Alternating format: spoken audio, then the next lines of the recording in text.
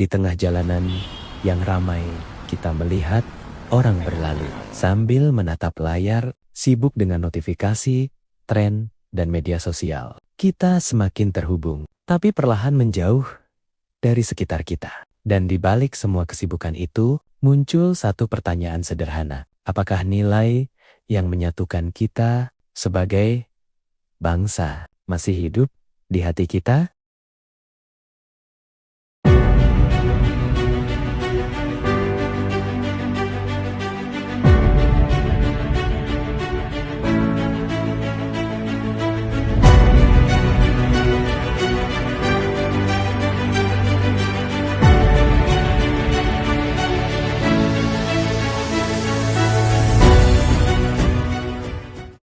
Hidup di era globalisasi ini seperti berenang di lautan informasi.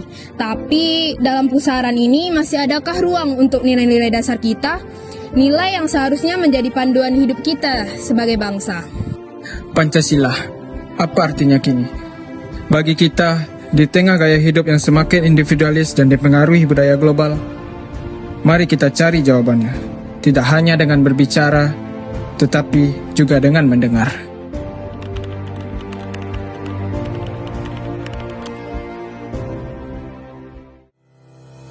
Baiklah, sebelumnya boleh perkenalkan nama abang siapa bang? Baik, perkenalkan nama saya Fadil Asrodi, saya salah satu mahasiswa UNP. Oke bang Fadil. Baik, mungkin kami ada pertanyaan untuk abang. Bagaimana pengaruh globalisasi pada anak muda zaman sekarang? Ya kalau menurut saya, kalau pengaruh globalisasi untuk anak muda zaman sekarang itu tergantung anak mudanya. Kalau anak mudanya itu berpikir baik, berpikir ke depan, itu pengaruhnya sangat besar. Dia bakal mendapatkan informasi dari teknologi-teknologi pada zaman sekarang yang sangat pesat.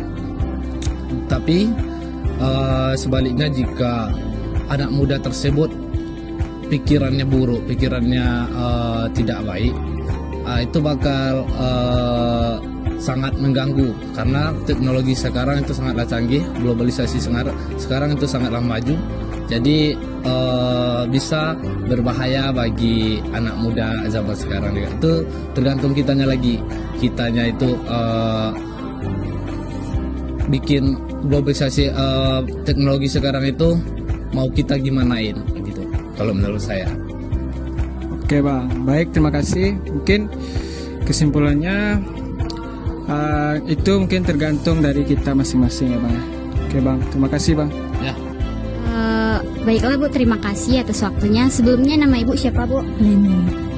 Bu Leni, menurut Ibu nih, apakah Ibu khawatir sebagai orang tua dengan teknologi yang sekarang, globalisasi sekarang sangat maju dan sangat berpengaruh untuk anak-anak?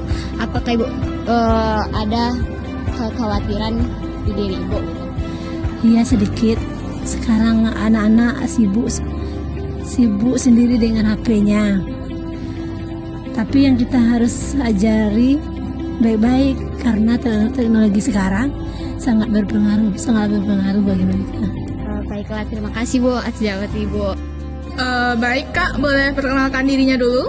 Perkenalkan, saya Disya Rifkia Fitri, mahasiswi Universitas Negeri Padang, Prodi Pendidikan Guru Sekolah Dasar. Baik, di sini saya akan mewawancara kakak. Apa kunci agar Pancasila itu tidak punah di era globalisasi saat ini, Kak? Jadi menurut saya kuncinya itu ada di aksi nyata, bukan dari teori, kayak mulai dari keluarga atau di lingkungan kita. Peduli itu kuncinya. Oke, baik Kak, terima kasih atas waktu wawancaranya Kak. Sama-sama. Beragam jawaban yang kita dengar tadi menggambarkan satu hal. Kita semua menyadari tantangan itu. Lalu, seperti apa wujudan tantangan itu dalam keseharian kita?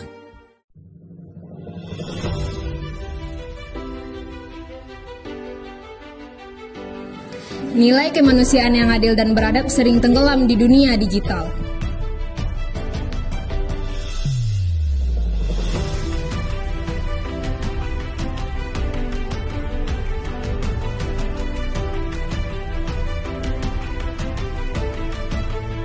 Hedonisme menguji prinsip keadilan sosial. Dari suara-suara tadi kita belajar, Pancasila bukanlah masa lalu, ia adalah pilihan kita pada hari ini. Pilihan untuk menyebar kebaikan, bukan kebencian. Pilihan itu untuk mendengar, bukan untuk menghakimi. Pilihan untuk peduli pada sesama, bukan hanya pada diri sendiri. Dan pilihan untuk bersatu dalam perbedaan. Mari buktikan bahwa di hati Gen Z, Pancasila tetap hidup. Dengan aksi, bukan hanya dengan kata. Untuk Indonesia yang lebih baik. mulai dari kita.